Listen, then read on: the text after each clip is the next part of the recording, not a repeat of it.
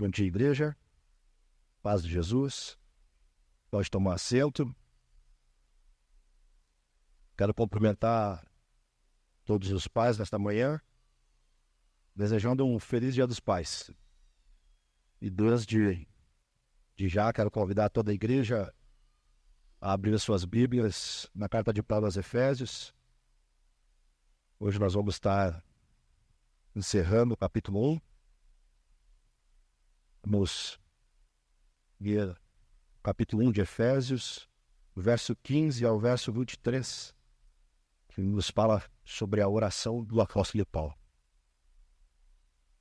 Diz assim a palavra do Senhor: Por isso também eu, tendo ouvido a respeito da fé que vocês têm no Senhor Jesus e do amor para com todos os santos, não cesso de dar graças por vocês, mencionando-os nas minhas orações.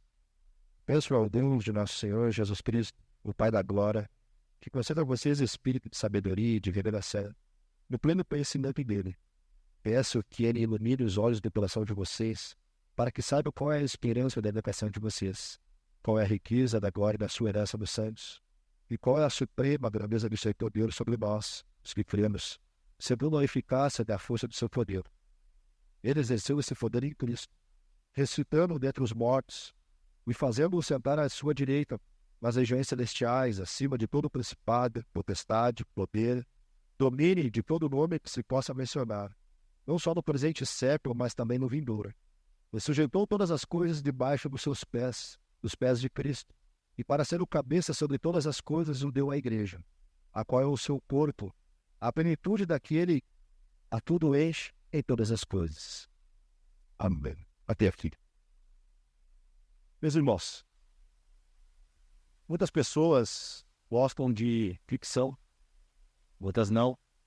Mas a verdade é que a ficção em história, filme, livros de ficção, mexe com o nosso imaginário, faz com que nós nos colocamos diante ou no lugar dele, né, do personagem, imaginamos e tentamos pensar sobre aquela situação como nós seríamos se estivéssemos no lugar desse personagem.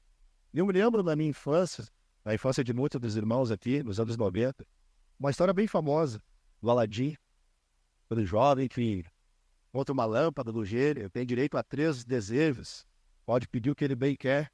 Se vocês lembram, o Aladim era um jovem ladrão e pede para ser rei não, para ser príncipe, para casar com Jasmine, princesa. E ele pede por algo que ele não era, para se tornar algo que ele não era. E talvez vocês já pensaram, se eu achasse uma lâmpada, se eu tivesse um gênio, o que eu pediria? O que eu ia desejar? Qual seria o meu pedido? Se fosse sobre a igreja, o que você pediria? Talvez para a igreja aumentar, para que o nosso terreno seja calçado, a igreja aumente para trás, que multiplique, triplique o número de membros, para que a igreja seja rica financeiramente, economicamente, talvez seja influente no bairro, na sociedade. Qual seria o teu pedido pela igreja? Você pediria, talvez, como Aladim, pediu algo que não era? Nesta manhã nós vamos ver que Paulo, na sua oração, ele pede algo, não ao gênio da lâmpada, longe disso, mas para um Deus todo-poderoso, Criador dos céus e da terra, Deus que tem a sua igreja nas suas mãos. Só que interessante nesta oração de Paulo, ele não pede, ele não ora, ele não pede por algo que a igreja não é. Ele pede por aquilo que a igreja já é. Pede para que a igreja veja, reconheça daquilo que ela já tem no Senhor. Quem pediria aquilo que já tem? Com certeza nós pediríamos aquilo que nós não possuímos. Mas Paulo mostra a prioridade da sua oração pela igreja, pedindo algo que a igreja já possui, mas para que a igreja venha ver com os olhos do coração, para que a igreja possa contemplar a beleza do Senhor.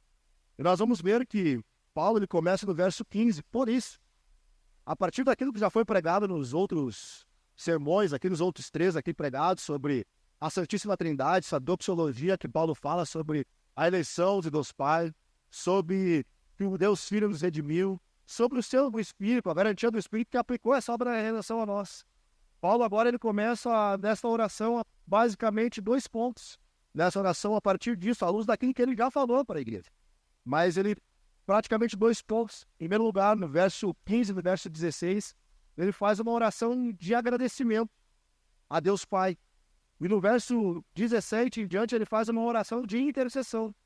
Essa oração é dividida em 2 pontos: um agradecimento e uma intercessão. Paulo, ele não tem uma visão romantizada da igreja, mas também não tem uma visão pessimista da igreja. Ele agradece pela igreja, ele intercede pela igreja. Ele sabe que a igreja ela já foi alcançada pelo evangelho, mas ao mesmo tempo a igreja ainda luta pelos seus pecados.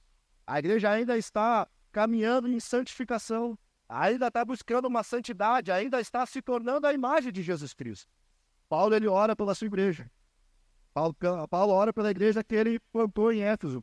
Passou cerca de 4, 5 anos. E ele começa, também eu, por isso, também eu, tendo ouvido a respeito da fé que vocês têm neste Senhor Jesus e do amor para com todos os santos, não cesso de dar graças por vocês, mencionando nas minhas orações. Aqui Paulo faz essa oração de gratidão. Ele sabe qual é a posição da igreja. E ele ora por 2 coisas. Em primeiro lugar, ele ora pela fé. Essa gratidão que ele dá ao Senhor é pela fé que eles têm no Senhor, no Quírio, no Senhor da igreja. Paulo está preso exatamente por ter pregado que Jesus era o Senhor. O Senhor não é César. Mas agora ele está escrevendo, está se alegrando, está adorando ao Senhor. Porque em Éfeso, vocês bem lembram o contexto que era uma igreja dominada pelo ocultismo, pela bruxaria, pelo espiritismo, onde tinha os livros mágicos, onde naquele grande avivamento queimaram em praça pública, porque a igreja estava se convertendo. Paulo está adorando ao Senhor, está rendendo ações de graça a Deus, porque nessa cidade terrível, a salvação de pessoas. O evangelho está transformando os piores dos pecadores. Paulo está agradecendo por algo que a igreja faz. A igreja tem fé e amor, mas ele agradece ao Senhor, porque ele sabe que a salvação é impossível para o Senhor. A salvação pertence ao Senhor, como já dizia o profeta Jonas. A salvação pertence ao Senhor. Nós devemos adorar ao Senhor quando há salvação de pecadores, quando pessoas estão se rendendo aos pés de Cristo. Por mais que possa haver ocultismo em meio à cidade, talvez como muitos dizem que Porto Alegre é a cidade menos evangelizada, cidade talvez muito violenta do estado, a capital do Rio Grande do Sul, mas nós podemos adorar o Senhor, porque em Porto Alegre há uma igreja, porque no estado do Rio Grande do Sul há uma igreja, porque há pessoas vivendo em fé no Senhor Jesus Cristo, há pessoas confessando essa fé no Senhor, eles são crentes, são pessoas que vivem em fé e amor. Isso é algo sobrenatural, isso não é algo natural, isso não é algo comum. E em segundo lugar, ele também adora o amor para com todos os santos, o amor que vocês têm. Eles oram, ele ora pelo amor. E como dizia Francis Schaeffer, o amor é a prova social da existência de Deus. Aonde os pagãos veem a igreja amando uns aos outros e demonstre que há um Deus em nosso meio. Paulo, na sua oração de gratidão, é uma gratidão teocêntrica. É algo que a igreja faz, mas ele agradece a Deus. Porque se Deus não despertar o nosso coração, se Deus não nos trazer para a fé, se Deus não nos colocar no nosso coração esse amor por todos os santos, nós jamais nos amaríamos, nós jamais creríamos na Santíssima Trindade, nós jamais estaríamos aqui, se não fosse pela bondade, pela misericórdia do Senhor. Paulo está agradecendo a Deus, porque eles vivem em amor. E é interessante que ele fala pelo amor de todos os santos. Paulo está agradecendo porque ele ama, porque a igreja ama todos os santos. Vocês se lembram, aqui com o irmão Gabriel pregou que santos aqui não é no sentido de perfeição, mas santos no sentido de ser separado para o Senhor. Pertence ao Senhor. A igreja ama aqueles que pertencem a Cristo, aqueles que são morada, aqueles que são a habitação do Espírito de Deus. Nós devemos amar todos os santos. Nós devemos amar todo o povo de Deus. Até o crente mais fraco entre nós tem a presença de Cristo dentro dele. Aquele crente que tira a tua paciência, aquele teu irmão que talvez você acha tão fraco, talvez você pense até, talvez o seu coração possa na sua mente desprezar alguém, mas saiba que esse irmão, aqueles que nasceram de novo, aqueles que experimentaram o novo nascimento, tem a presença de Jesus. A igreja é gloriosa, porque tem a presença de Cristo no meio dela. A igreja é algo extraordinário, algo glorioso, porque Cristo habita no meio do seu povo. A igreja, ela é gloriosa, e é melhor ter uma igreja com problemas, e que não ter nenhuma igreja. Paulo está agradecendo pela igreja na cidade de Éfeso. Há uma igreja que vive em amor por todos os santos, que amam aqueles que são pecadores, aqueles que são falhos, aqueles que sim, têm problemas, aqueles que lutam, aqueles que caem, aqueles que muitas vezes nos entristecem, mas nós também entristecemos os nossos irmãos. Talvez aqueles que muitas vezes trazem vergonha para Jesus, vergonha para a igreja. Muitos de nós envergonham a igreja de Cristo, mas nós devemos amar. Se é santo, se é separado, pertence a Jesus Cristo. Devemos amar todos os santos. Devemos amar todos os nossos irmãos. Isso é algo impossível para o homem natural. Isso é algo impossível para os homens sem Deus na vida. Por isso que Paulo continua na sua oração. No verso 17 ele começa na sua oração de intercessão. E veja que ele pede por sabedoria, por revelação e conhecimento dele. Paulo não ora para que a igreja seja feliz. Paulo não ora para que a igreja seja rica, para que a igreja seja influente, para que a igreja prospere financeiramente, intelectualmente, para que a igreja seja poderosa. Não, Paulo ora para que a igreja conheça ao Senhor. Peço ao Deus de nosso Senhor Jesus Cristo, Pai da glória, que conceda a vocês espírito de sabedoria e de revelação no pleno conhecimento dele. O que mais nós precisamos para viver? É viver a vida com os olhos de Deus. Aqui talvez na sua Bíblia o escrito está em letra minúscula, mas muitos comentaristas, ou dependendo da tradução da sua Bíblia, está no E, com a letra maiúscula, o Espírito Santo. Mas quando Paulo está pedindo para que eles recebam, para que o Senhor nos conceda o Espírito Santo, sendo que no contexto da semana retrasada já foi anunciado que eles tinham o Espírito Santo. Eles já tinham sido selados pelo Espírito Santo. Aqui, basicamente, o que Paulo está orando é para que eles tenham uma visitação, para que o Senhor desnuda os seus olhos, para que eles compreendam essa verdade de que eles já possuem.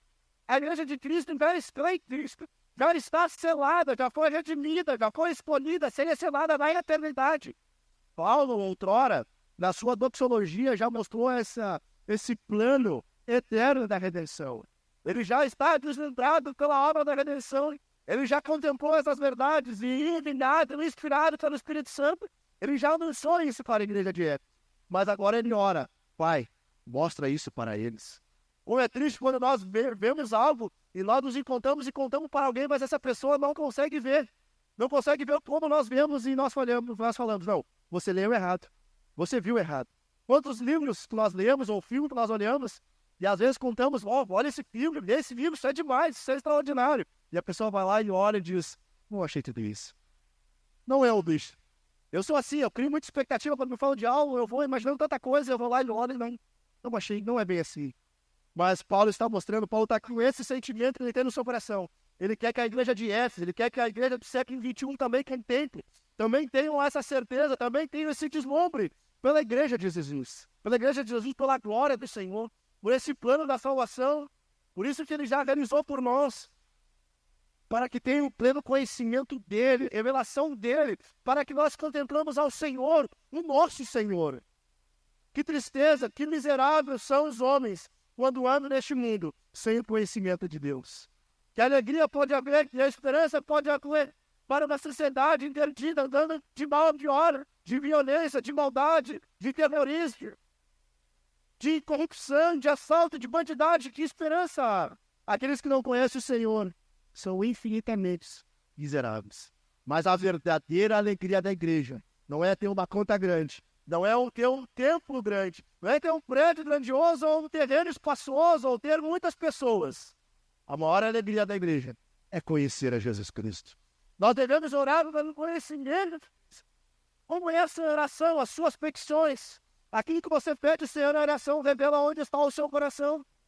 A grande verdade é que muitas vezes nós oramos por cura, nós oramos por emprego, nós oramos por promoção na empresa, nós oramos por carro novo, por casa nova, por roupa, por sapato, por tantas coisas. Não que essas coisas se sejam erradas ou pecaminosas. É certo e é coerente, é legítimo esse tipo de oração.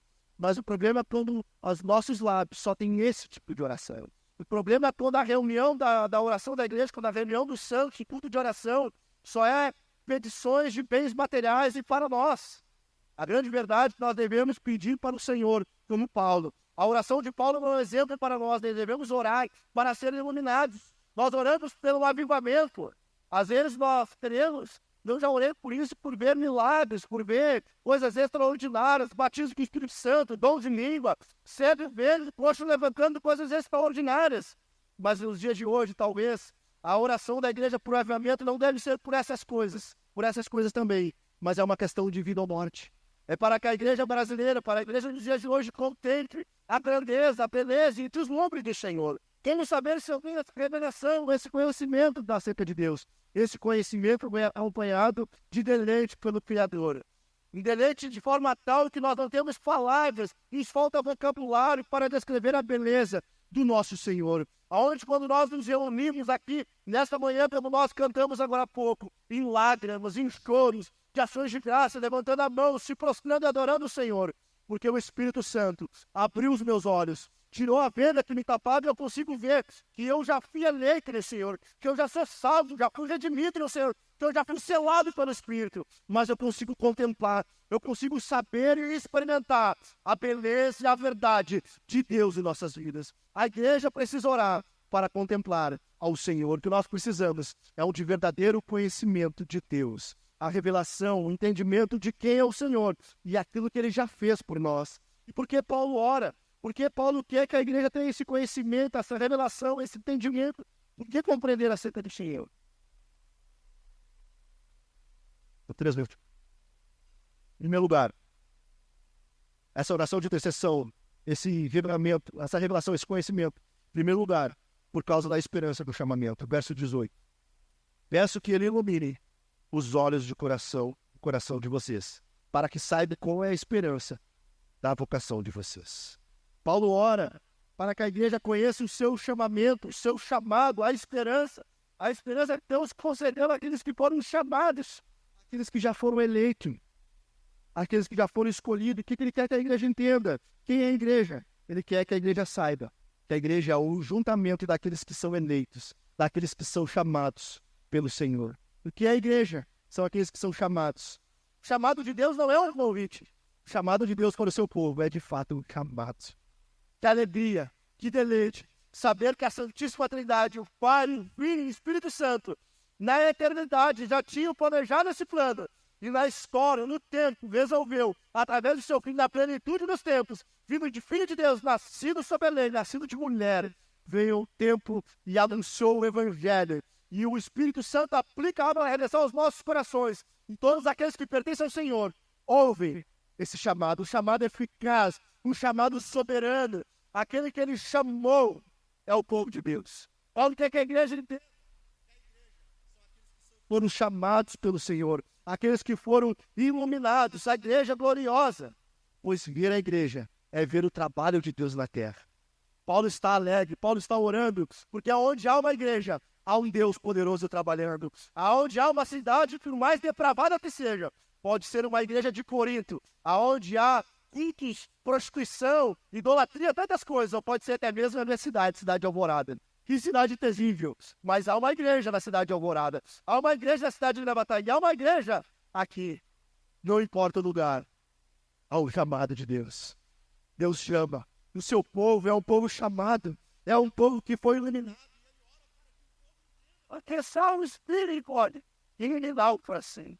Não é uma questão de intelectual, não é uma questão de não entender o Evangelho, porque muitas pessoas inteligentíssimas, se é que existe essa palavra, eu acho que existe. Muitas pessoas inteligentíssimas conhecem, compreendem intelectualmente, sabem, eu entendi, assim, não Deus, isso é homem, tudo bem, é Deus, eu entendi.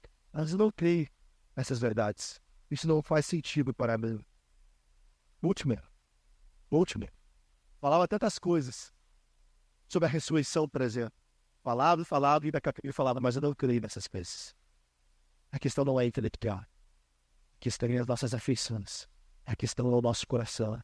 A questão não é o Evangelho descer à nossa mente. A questão é o Evangelho descer ao nosso coração, à nossa alma, transformar de fato. Paulo está orando por essa igreja para que ela compreenda o chamado glorioso, a bendita salvação, a grandiosa salvação que o Senhor nos chamou. Somos chamados soberanamente para essa esperança, para pensar no céu, na glória, em tempo respeito, na sofrência, na manifestação da glória de Deus. Por essa esperança, meu irmão, O que tu espera nessa vida, nesse mundo quebrado? É um dia contemplar a face de Jesus Cristo.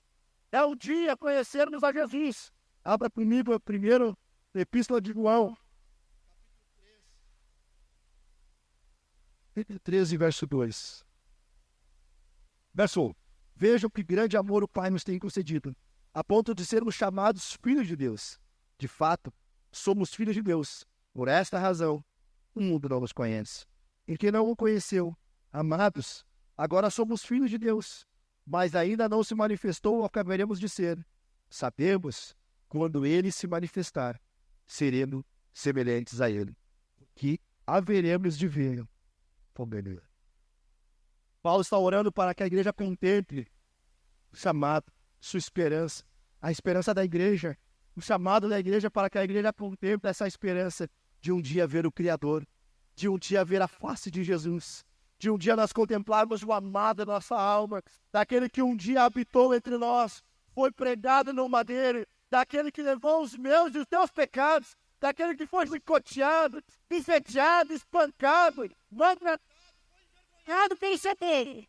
Tudo isso por amor de nós. Por isso que nós somos eleitos, chamados, verso 5 nos diz, nos predestinou para ele, para sermos adotados como seus filhos por meio de Jesus Cristo. O chamado de Deus não é um chamado de qualquer, mas é um chamado para ser filho do Senhor, para ter uma intimidade, um relacionamento familiar com Deus Pai de nosso Senhor Jesus Cristo. Paulo está orando, Senhor, abra os olhos do coração da tua igreja, contemple a tua igreja, para que ela não fique deslumbrada com o mundo, porque a igreja se deslumbra com o mundo, porque qualquer promessa mentirosa arrebata, arranca muitas pessoas da igreja, porque não consegue contemplar a beleza, a grandiosa, a beleza, a graciosa chamada de Deus em nossas vidas. E que as pessoas abandonam qualquer coisa, em 5 minutos de prazer, trocam a igreja, trocam o Cristo por dinheiro, por emprego, troque por outra família, por outra mulher, por outro homem, que faz as pessoas abandonarem a fé, abandonarem seus lares, abandonarem seus filhos, abandonar tudo aquilo de bom que o Senhor já nos deu. Uma mentira mentirosa do diabo, dos infernos, porque não consegue contemplar o tamanho do chamado de suas vidas. A grande verdade é que se abandonaram, como o apóstolo João nos fala, sério dos nossos, pequeno para fora dos nossos. Mas a verdade é que nós devemos orar para que nós possamos contemplar, para que nós possamos compreender o chamado, a esperança. Ele nos chamou para sermos filhos de Deus, para andarmos com Ele, porque nós andamos neste mundo quebrado. O Hebreus, livro de Hebreus, nos fala que há uma cidade preparada para nós. Há um novo céu e uma nova terra. Há uma nova Jerusalém, porque nós andamos aqui no mundo caído, tendo a dificuldade, tendo a verdade, que nós ganhamos inimigo como hoje. Tinha que acordar cedo e se reunir com o povo de Deus, adorando ao Senhor, cantando ao Senhor, é saber que há uma cidade santa preparada para o seu povo. A bendita esperança da igreja, aquilo que Paulo quer que a igreja contempla, é que há uma esperança para nós. Há uma esperança para o povo de Deus. Há uma esperança para o povo de Deus. É contemplar a face de Jesus Cristo. E em segundo lugar, ele continua a sua oração, porque ele quer que o coração seja iluminado, que eles recebam sabedoria, revelação, conhecimento dele. E em segundo lugar, para que vejam a riqueza da herança. Verso 18, parte B. Peço que ele ilumine os olhos do coração, para que vocês saibam qual é a esperança da vocação de vocês. Qual é a riqueza da sua herança nos santos. Nos santos. A herança não é dos cristãos, mas dele. Nós somos a herança dele. Veja o verso 11. Nesse mesmo capítulo, em Cristo fomos também feito herança. O povo de Deus é a igreja de Deus. É a herança de Deus. É isso que Paulo está orando para que a igreja, para que os membros de Efésios contemplem que a igreja é a herança de Deus. A igreja é a herança de Jesus Cristo. Aqui mostra a preciosidade da igreja. A igreja é preciosa porque foi comprada pelo sangue de... Lembra quando Paulo estava se despedindo da igreja dele? Ele fala para os presbíteros, velem pela igreja, por aquela que Jesus comprou pelo seu precioso sangue. A igreja é gloriosa não pelos seus membros. A igreja é gloriosa não porque nós estamos aqui, A igreja é gloriosa, cada pessoa que pertence a Cristo que está aqui nesta manhã, toda a igreja da cidade, toda a igreja do estado ou do país é de ninguém, foi comprado pelo precioso sangue de Jesus Cristo. Por isso, desprezar o próprio Jesus. Lembra em Atos dos Apóstolos, quando Paulo está perseguindo a igreja, quando o Senhor se apresenta a ele e fala: Saulo, Saulo, por que me persegues? Perseguir a igreja é uma loucura, porque perseguir a igreja, desprezar o próprio Deus, desprezar o próprio Jesus, porque Jesus habita na igreja. A igreja é gloriosa porque é a habitação do Senhor Jesus. A igreja é gloriosa porque foi comprada e redimida pelo sangue de Jesus. A maior preciosidade em sangue de um homem puro, de um homem santo que não mereceu o que fizeram com ele. Era um homem inocente, mas que na sua morte, na sua cruz, naqueles pregos em seus pés e em suas mãos, verteu, derramou um sangue puro, um sangue limpo. Se fosse ele e você naquela morte, nós merecíamos, nós somos pecadores, nós merecemos a morte e o inferno, nós merecíamos estar eternamente separados do Senhor. Mas ele não. Ele foi um homem justo, um homem santo, um homem bondoso, e pelo seu sangue comprou a sua igreja. A sua igreja é a herança de Jesus Cristo. A igreja é gloriosa porque Deus Pai um dia vai entregar a sua igreja a Deus Filho. Uma igreja que hoje sim luta com seus problemas, mas vai entregá-la perfeita e gloriosa. Hoje nós lutamos com os nossos pecados. Hoje nós levantamos de manhã já pedindo perdão. Nós vamos dormir pedindo perdão. Nós estamos durante o dia pedindo perdão, chorando, clamando, porque nós lutamos contra a carne diariamente. Mas a boa notícia, a mensagem do Evangelho é que um dia, essa igreja que continua, essa igreja que é pecadora, essa igreja que falha, essa igreja que nos decepciona, um dia vai ser transformada em pura, em perfeita, em gloriosa, porque Ele é fiel. Aquele que começou a boa obra é fiel para um dia contemplar. Meus irmãos, que bondade, que graça participar e pertencer ao corpo de Jesus, a união dos santos pecadores que estão unidos em Cristo Jesus, para que estão caminhando para um alvo, para a glorificação, para a transformação, para a perfeição. Um dia nós não lutaremos contra nós mesmos, porque um dia essa herança será plena, essa herança de Jesus. E isso nós desprezamos a igreja, por isso que nós amamos todos e todos os santos, por isso que nós queremos estar aqui, por isso que é uma alegria estar amando a igreja, amando, servindo e sendo servido, porque a igreja é a comunidade de Deus, a igreja foi comprada pelo Senhor. Aleluia! O que faz a igreja ser gloriosa é que Deus habita no seu povo. Ele está falando: veja a gloriosa, a riqueza, a herança, veja a grandeza da igreja. Por isso, ser um vai ser serve para essa verdade. Aquelas pessoas que desprezam a igreja, que negligenciam a igreja porque não contemplam essa verdade. É uma falta de entendimento espiritual pensar em abandonar a igreja porque a igreja nos decepciona, porque as pessoas nos decepcionam. Já pensou? As pessoas, nós pensar isso aí, porque nós também decepcionamos as pessoas. Nós também falhamos. A verdade é que a igreja não é sobre nós. A igreja é sobre Jesus Cristo. A igreja é sobre Ele. É a herança dele. Não é para nós essa herança. A herança é dele. É para Ele. É tudo para Ele. Tudo pertence para Ele. Ele habita no seu povo. Por isso, não é simplesmente assistir, mas é pertencer. Por isso que não faz sentido nós queremos ficar em casa e olhar o culto pela internet. Tem que torna assim. É uma ferramenta que Deus nos deu, mas não faz sentido em ficar em casa, querer olhar pela internet, porque culto não é algo que você assiste, não é algo que você pertence. O povo de Deus é algo que você pertence, é algo que você faz parte. Que mensagem gloriosa, saber que fazemos parte do povo de Deus, dessa herança maravilhosa. Olhar para nós, talvez você olhe para mim e veja tantos defeitos, tantos problemas, tantas falhas, tanto pecado, como pessoas podem ser a herança, como mortos. Paulo vai falar isso, Paulo já está adiantando. Paulo vai falar isso em capítulo 2, que pessoas que estavam mortas em seus pecados e delitos. Pessoas que eram escravizadas pelo diabo, que eram escravizadas pelo inimigo, de Satanás e pela carne. Como pessoas tão falhas, como pessoas tão terríveis, como pessoas talvez desprezadas pela sociedade, mas muitas vezes até mesmo louvadas pela sociedade, mas que não creem no Senhor. Como pessoas assim podem ser herança do Senhor. como podem fazer parte dessa comunidade? É porque o Senhor o comprou. É porque o Senhor redimiu. A igreja é preciosa porque ela foi comprada pelo sangue de Jesus. E em terceiro lugar, ele ora. Porque ele pede essa sabedoria, essa revelação e o pleno conhecimento. Em terceiro lugar, para que a igreja veja o poder de Deus em nós. Verso 19. E qual é a suprema grandeza do seu poder sobre nós?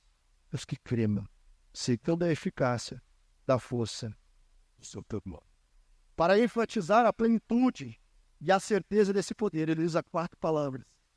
4 palavras, existem 4 palavras no grego sobre poder, e Paulo está utilizando aqui um superlativo para demonstrar esse poder, essa certeza, essa plenitude, essa grandeza. Ele quer que a igreja contemple e entenda esse poder de Deus que é exercido em nós, na igreja. E ele usa 4 palavras, suprema, que traduzindo aqui, eu não vou citar a palavra grega, até porque eu não domino isso, mas, segundo os comentaristas, a palavra suprema, ela traduz para nós a ideia de hipérbole, exagero, a grandeza de magistrado. O poder traduz dinamite, e a eficácia se traduz para energia.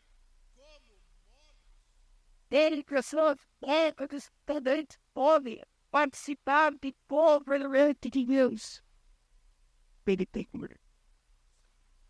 Pelo esse poder se prende, pela eficácia desse poder, esse poder poderoso que tem poder de dar morte, pode poder de dar vida a pessoas mortas, pessoas que outrora jamais poderiam saber do Senhor, pessoas que desprezavam o Criador dos céus e da terra, agora pertencem ao Senhor. Paulo quer que o Senhor ilumine, que o Senhor traga entendimento, compreensão, para que eles vejam esse poder gracioso. Se você é crente, se você se mantém na fé, porque há o poder de Deus sendo exercido em tua vida.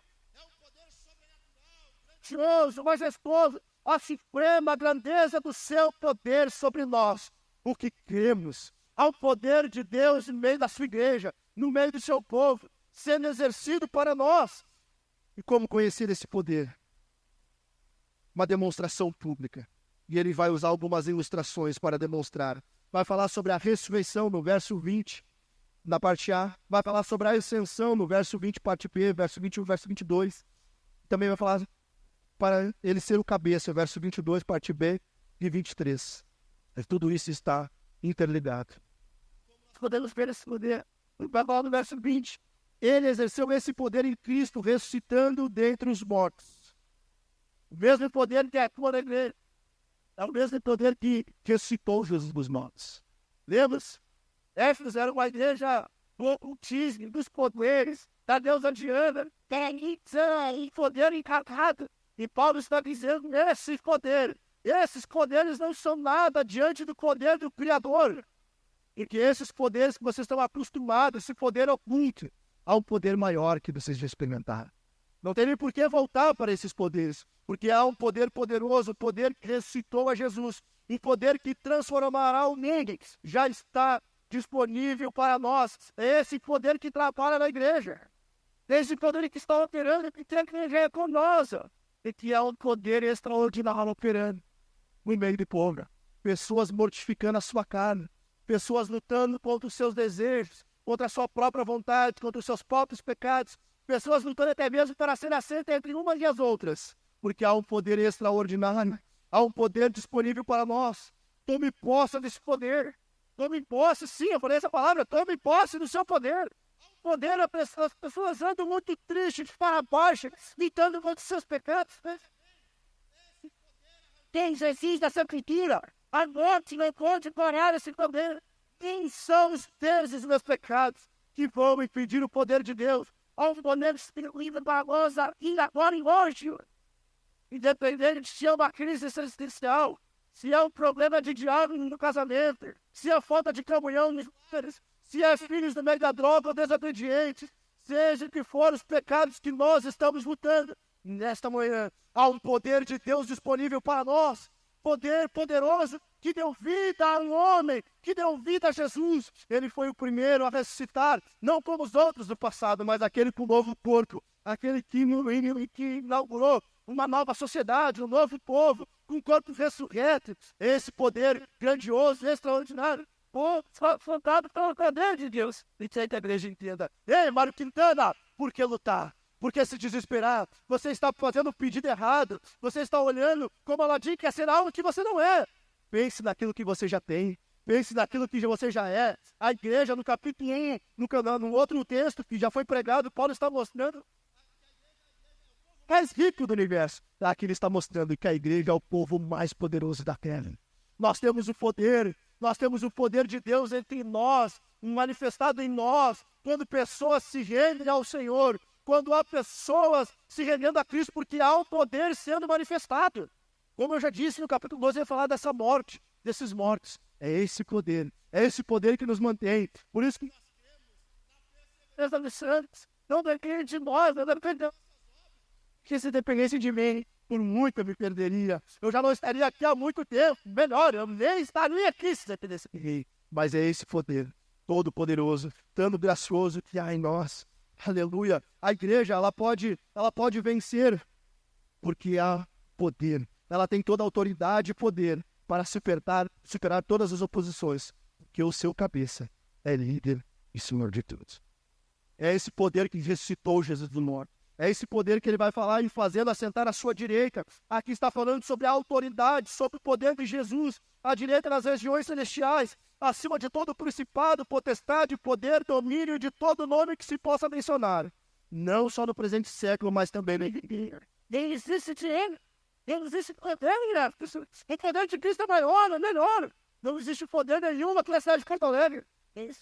Não existe patrulheiro, ocultismo, espírita, orixás, Exu, seja qual for, Iemanjá, seja qual for o item pagando a sociedade. Não há poder comparado ao poder exercido, porque Jesus já sentou nas regiões celestiais. Ele domina sobre todos os poderes, e aqui agora, Paulo está falando aqui, ele já reina aqui e agora, nós não esperamos do Senhor que vai governar, mas o Senhor que governa aqui também no mundo por vir. Nós podemos ter certeza desse chamado, dessa esperança, dessa herança, porque o poder do Criador nos garante. Essa herança é real, é palpável, essa esperança é verdadeira e certeira. É um poder que já se fazendo. Há um poder que fez ele assentar nas regiões celestiais. É esse poder que colocou ele à direita de Deus. É um poder muito maior do que Diana dos Efésios. Aleluia, louvado seja o nome do Senhor. E ele fala também que ele é o cabeça, verso 22. Ele se ajeitou todas as coisas debaixo dos pés de Cristo, para ser o cabeça sobre todas as coisas, o Deus da igreja, o qual é o super, a plenitude daquele que tudo enche em todas as coisas. Cristo é o cabeça da igreja, Cristo dele, Cristo família, Cristo também, deixa para ver Jesus, e toda a liberdade dos céus, ninguém. Aleluia, nós estamos ligados com esse Senhor. Não é um Senhor qualquer. Não tenha uma visão baixa de Deus. Não tenha uma visão humana de Cristo. Não pense somente num ser humano comum como eu e você. Ele sim é ser humano, mas ele é 100% homem e 100% Deus. É esse que tem todo o poder. É esse que é o cabeça da igreja. Aqui nos fala da nossa união mística, espiritual, ou seja, somos inseparáveis. Ele vive, é inseparável, ele é glorioso. Em Jesus Cristo, porque é o corpo. Assim como Cristo se identificou de tal forma com a sua igreja, que ela é chamada de seu corpo. Assim como Adão descreveu Eva, ossos dos meus ossos e carne da minha carne. E como Deus declarou, e o homem e a mulher sejam uma só carne. É assim que nós somos em Cristo. Uma só carne, ossos dos meus ossos. Nós estamos em uma... E Paulo fala em Efésios, ele vai falar mais para frente que é um mistério. A união da igreja, nós estamos unidos por Jesus Cristo. Nós sim estamos unidos uns com os outros, mas há uma união com Jesus. Esse poder poderoso onde ele é o nosso cabeça, meus irmãos. A igreja é o corpo de Cristo. Assim como Jesus diz aos seus discípulos, quem vê a mim, vê o Pai. Quem vê a igreja, quem vê o corpo, vê a igreja, vê a Jesus. Desprezar o corpo é desprezar o cabeça. E o marido, essa consciência, vai dizer para a esposa, eu amo você, mas eu amo o seu corpo.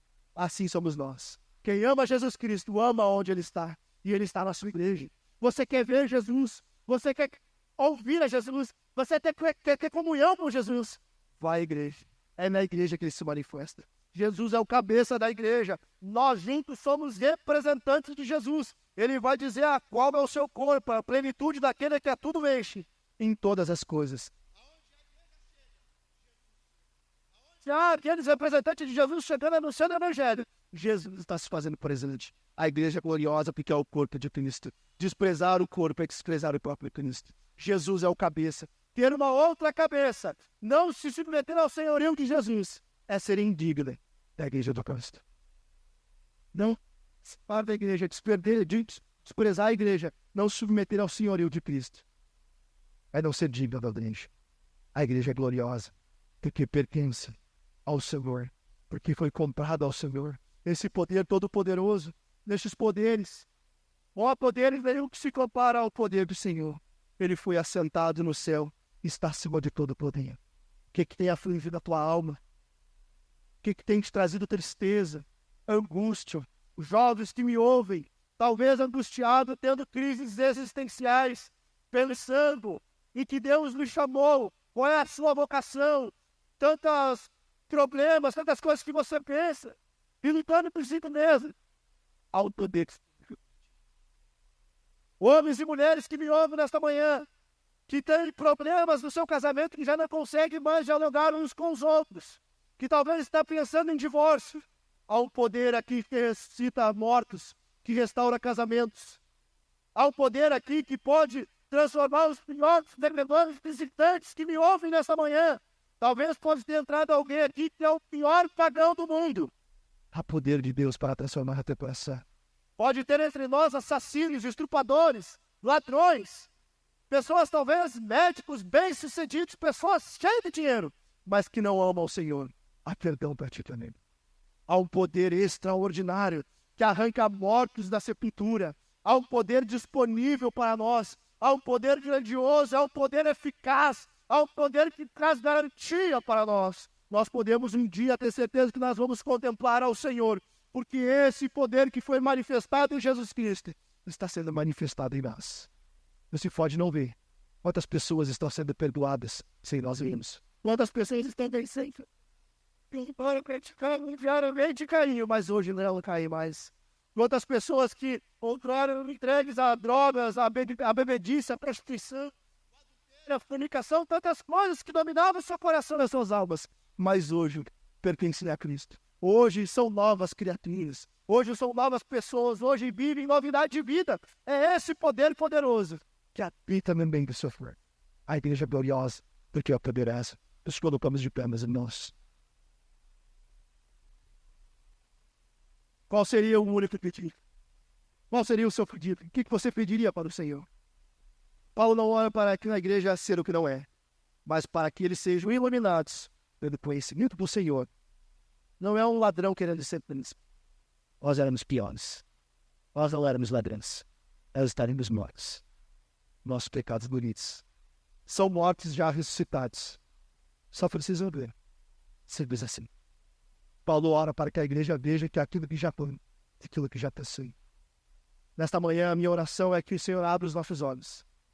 Assim como Paulo, que nos deu um Espírito, e sim, um Espírito com E maiúsculo, que nos deu o Espírito Santo, aqueles que nos selou, aquele que já aplicou a obra da redenção, aquele que estava presente na eternidade e faz parte da Santíssima Trindade que opera em nós, mas que deu pleno conhecimento e entendimento deste Deus. Nós possamos contemplar o chamamento que nós temos, valorizar esse chamado de Deus em nossas vidas, não abandoná-lo, não desprezá-lo por qualquer mentira do diabo que possa apresentar, que nós possamos dar valor para esse chamado, para que nós possamos contemplar essa herança, não porque ela é boa e perfeita, mas porque essa herança foi comprada por Jesus Cristo. Nós possamos não desprezar mais a igreja. Talvez você tenha influenciado em outro pensamento, querendo abandonar a igreja, querendo desprezar. Não, a igreja é composta por pessoas caídas. Sim, é pessoas caídas. Sim, somos imperfeitos. E se um dia você encontrar uma igreja perfeita, não vai para lá. Eu queria ela deixar de ser cristã. A Bíblia não é a Bíblia assim. Nós precisamos contemplar essa herança. E que nós precisamos também que os olhos do nosso coração possam entender essa grandeza desse poder. Que as partes permitem para nós o querendo aqui e agora. E que esse cabeça reina sobre todos os poderes e potestades. Nós não cremos, nós não estamos debaixo, nós não estamos ligados com um cabeça qualquer. Não é um cabeça de vento, é um cabeça todo-poderoso. É o Senhor dos céus e da terra. Todo o poder foi dado nos céus e da terra. Nessa manhã nós possamos chegar ao Senhor com confiança ao trono da graça, sabendo que nós estamos assentados com Cristo nas regiões celestiais. Nós somos Pedro Jesus, a igreja gloriosa, que está ligada com o Senhor Jesus. Oremos a Deus. Poderoso Deus, Pai de graça, Pai de amor, Santíssima Trindade, Deus triuno, glorioso e bondoso, nesta manhã, Senhor, oramos a Ti para que a Tua revelação venha a nós, Senhor. Traga nesta manhã a nós uma visitação do Teu Espírito, Senhor. Traga sobre nós um avivamento, um despertamento, um renovo, uma revelação, uma iluminação. Abra, Senhor, o nosso coração para que nós possamos contemplar as Tuas grandezas, para que nós possamos viver cada vez mais em fé, crendo no Senhor, vivendo em amor por todos os santos, e que nós possamos conhecer ao Senhor, que todo o nosso ser esteja disposto, esteja rendido ao Senhor, ó Deus, que nós possamos ver a Tua grandeza, o Teu chamamento, o nosso chamado, que nós possamos contemplar esta esperança, que nós possamos nos alegrarmos, que nós caminhamos, mas que nós veremos o Senhor. E se há porventura alguém aqui nesta manhã que não contempla esta verdade, que ainda está em dúvida, que ainda não crê, que ainda não ama, que ainda não consegue ter a esperança, Senhor, que nesta manhã o Teu Espírito, eu posso clamar, eu posso pular, sapatear, fazer tantas coisas, mas eu não tenho esse poder. Mas nós cremos que Tu és o poderoso, Tu és o majestoso, e eu oro a Ti, Senhor, no nome de Jesus Cristo. Arranque, Senhor, um coração de pedra e dê um coração de carne. Traga, Senhor, iluminação aos nossos corações, Senhor. Traga deleite, traga prazer. Traga, Senhor, regozijo na Tua presença e contemplarmos a Tua esperança. Que nós possamos ver que nós somos a Tua herança, que nós pertencemos a Cristo, que nós fomos comprados e redimidos pelo Teu sangue, e que nós possamos contemplar, Senhor, este poder poderoso, gracioso, eficaz, que está operando em nós. Senhor, perdoa, Senhor, todas as vezes que nós pecamos, perdoe todas as vezes que nós nos esquecemos, mas traga a luz do nosso entendimento, do nosso intelecto, a certeza desse poder, mas não só sabermos, mas experimentarmos, Senhor. Venha sobre nós, Senhor, domina, de fato, abra nossa mente, nosso coração para vermos que Tu és o nosso cabeça e que nós estamos ligados a Ti. Senhor, muito obrigado pela igreja. Obrigado, Senhor, por fazer presente no nosso meio. Obrigado, Senhor, porque cada um que aqui está, por cada membro, e cada filho que Te pertence, foi chamado, foi escolhido, foi eleito pelo Senhor. E nós louvamos, porque nós estamos aqui, apesar de nós, apesar de quem nós somos. O Teu Evangelho nos alcançou, o Teu amor nos alcançou. Muito obrigado, Senhor. Obrigado pela Tua bondade, obrigado pelo Teu amor. E assim eu oro, Senhor, que assim seja, em nome de Jesus. Amém. Graças a Deus.